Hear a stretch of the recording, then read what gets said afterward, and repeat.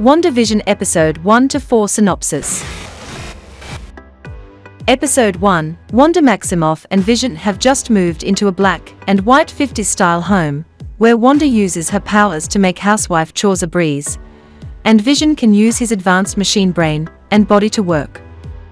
The episode opens on Wanda reminding Vision that this evening, August 23rd, is an important date. On the calendar, a heart shape is above the date.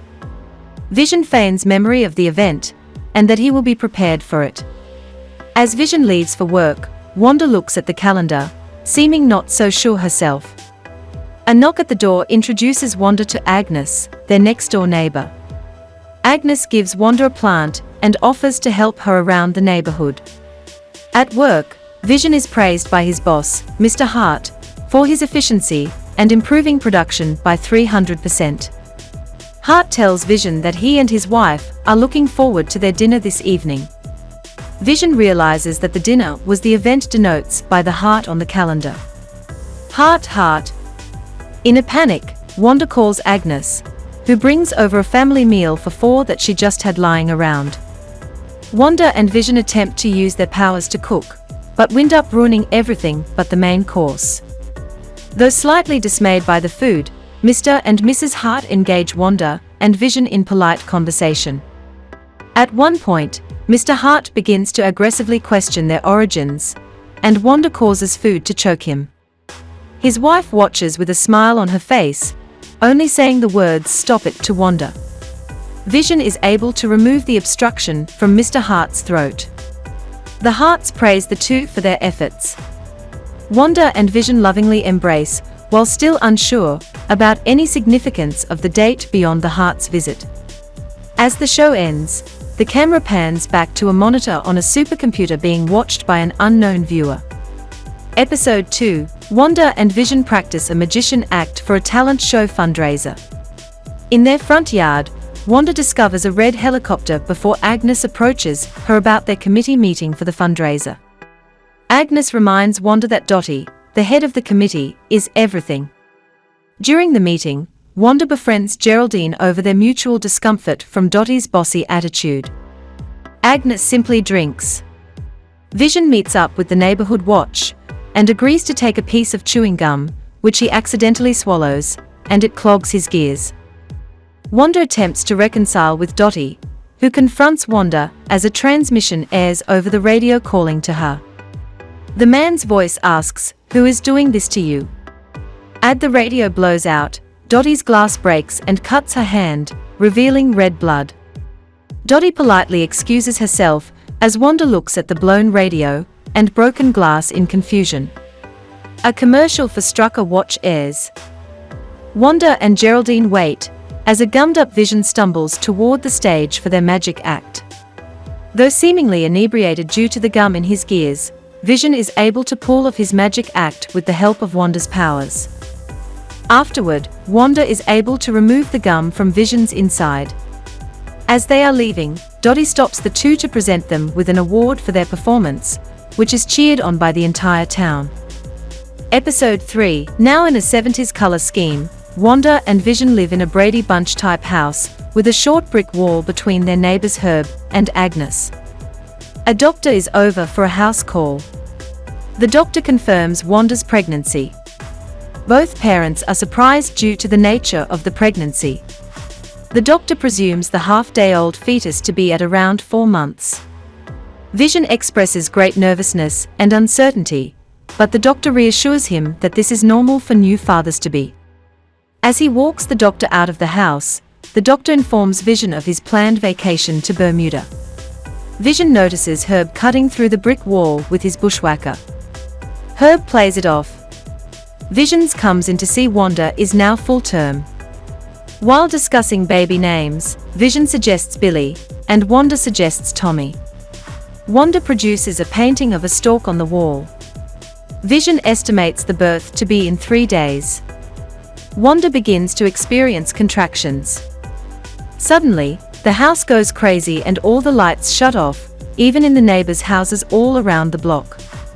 Wanda comments on how the people of the neighborhood are always on the verge of finding out their secret. Vision explores the irregularities of the neighborhood before cutting back to rewind to a different response. Wanda's water breaks as the sprinklers go off. A commercial for Herder soak bubble bath airs. As Vision leaves to get the doctor, Wanda hears a noise coming from the baby's room. Geraldine rings the doorbell and enters asking to borrow a bucket as all her pipes burst. Wanda tries to hide her pregnancy. Geraldine begins to tell a story as Wanda notices the stalk materialized into reality. Wanda tries to make the stalk disappear, but it doesn't work. The stalk runs back into the baby's room as Geraldine finishes her story of landing a promotion at her job, asking if she could borrow some office supplies. As Geraldine notices the crib next to the still real stalk in front of the picture, Wanda goes into labor. Vision arrives as the doctor and his wife are about to depart and flies him back to the house as Geraldine helps Wanda deliver the child. Vision arrives with the doctor as Wanda holds the child. Geraldine asks the doctor to help her in the kitchen. As Wanda and Vision are alone, Vision reveals his real face to the child. Wanda gives birth to a second child. They name the children Tommy and Billy. The doctor confirms 2 healthy baby boys. The doctor thanks Geraldine and tells her she may have what it takes to be a nurse. Vision asks the doctor about his trip, but the doctor looks at Vision and tells him he and his wife won't go, and comments on how hard it is to escape small towns. As the doctor leaves, Vision turns around and notices Agnes talking with Herb. Agnes asks if Geraldine is inside with Wanda. Vision confirms and asks why. Inside, Geraldine and Wanda marvel at the twins, and Wanda tells her about Pietro. Geraldine begins to change her expression as Wanda sings a Sokovian song to the twins. Geraldine rhetorically asks Wanda if Ultron killed Pietro. Outside, Herb and Agnes tell Vision that Geraldine is new to town, with no known family and no home. When Wanda presses Geraldine to repeat what she said, Geraldine attempts to play it off as the babies start to cry. Wanda notices the symbol on Geraldine's necklace and presses her further. Herb tries to tell Vision why Geraldine came to Westview. He manages to say, "We're all," before Agnes stops him and leaves on her bicycle. Herb goes back inside. Vision returns to find Wanda alone with the children, and Geraldine nowhere to be seen. Wanda says that she left. Outside the city of Westview, Geraldine is hurled from an invisible wall and immediately surrounded by many special operatives, as the camera pulls back, and the scale of the operation becomes more apparent. Episode 4. We begin on a flashback of Monica Rambeau's being reformed from the snap along with the rest. She is looking for a patient, but the nurse is unable to help her. Monica meets with a doctor who tells her that her mother died from cancer 3 years ago, and explains the disappearances. At Sentient Weapon Operation Response Division, SWORD, headquarters, Monica meets with acting director Tyler Hayward. SWORD's duty is to monitor all potential threats, terrestrial and extra. Monica is the daughter of Maria Rambeau from Captain Marvel. Hayward explains the direction of the company since Thanos. Hayward talks about Maria's role in building SWORD, and tells Monica that she is grounded to terrestrial missions only. Monica accepts the mission of tracking down a missing person in New Jersey. She departs for Westview. Monica arrives and meets with FBI agent Jimmy Woo from Ant-Man and the Wasp. It turns out the missing person is in the Witness Protection Program. Woo asks the sheriff to explain the situation. The sheriff from Eastview tells her that there is no city of Westview, despite sitting right next to the sign for it. Woo explains that the entire town is somehow missing, and everyone he has asked has some sort of selective amnesia. Woo also tells Monica that he can feel that the town doesn't want him to go inside. Monica flies in the red and yellow drone and asks Woo how it is that they can both feel the town. The drone disappears into the energy field and Monica, upon investigation, gets sucked in. Woo calls out for her, but she is nowhere to be seen. 24 hours later, a truck carrying Darcy Lewis from the first two Thor movies and 3 other characters is driving toward Westview. Darcy remarks that SWORD has no idea what they are dealing with.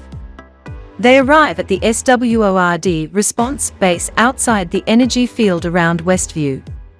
Another drone is flown into the town, but does not capture any video once it passes through. Darcy comments on the equipment and begins her scan. She notices a high amount of CMBR. She asks for a CRT, CubeSat, TV to get a better read on what is happening. At the same time, an agent is released underground to enter Westview through the sewer to rescue Monica. Wu expresses his lack of confidence in the mission, which Hayward dismisses. They scan and are able to capture the dinner scene from episode 1. Darcy mentions that Vision is dead. She remarks that the CMBR she read somehow transmitted a frequency that is airing as the show. Wu compliments her as she finishes her notes. They were Darcy's hands at the end of episode 1. As they prepare to extract Monica, Darcy begins to identify the characters as missing persons from the state of New Jersey. Darcy recognizes Monica at one point in the show, although Wu remarks on her completely different attitude. Wu and Darcy comment inconclusively on what the show is, but Darcy comes up with an idea. Darcy points out that Wanda washes the dishes once per episode, and they can use her radio to talk to her. Wu is given a photograph of the colorized drone on the black and white background, as they are informed of the community meeting from episode 2. Darcy tells Wu to call Wanda, as she is next to the radio. It was Wu's voice in episode 2. When the scene continues, Darcy declares the mission failed and calls Wu back in. The other agent makes it through the energy field, is transformed into a beekeeper wearing a jump rope instead of tow cable.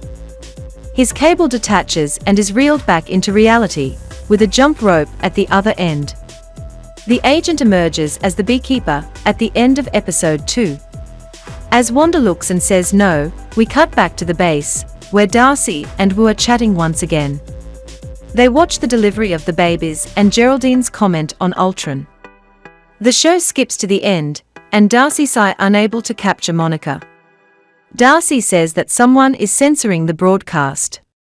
We come back to the interaction in the living room where Wanda asks Geraldine how she knew about Ultron. Geraldine genuinely does not remember. Wanda identifies Geraldine as a trespasser and uses her powers to shoot Geraldine through the walls, fences, and energy field back into reality. Realizing the damage she has caused, Wanda fixes everything as Vision arrives. Monica wakes up and is surrounded by several SWORD operatives. When Wanda looks at Vision, she first sees his mutilated head, but then switches back to his live face. Vision tells her that they can go wherever they want. Wanda tells Vision that she has everything under control. Outside, Monica comments that the entire thing is being controlled by Wanda. Vision sits with Wanda and the twins as they turn on the TV. Okay, if you like this video, don't forget to click like and comment down below. See you in the next video.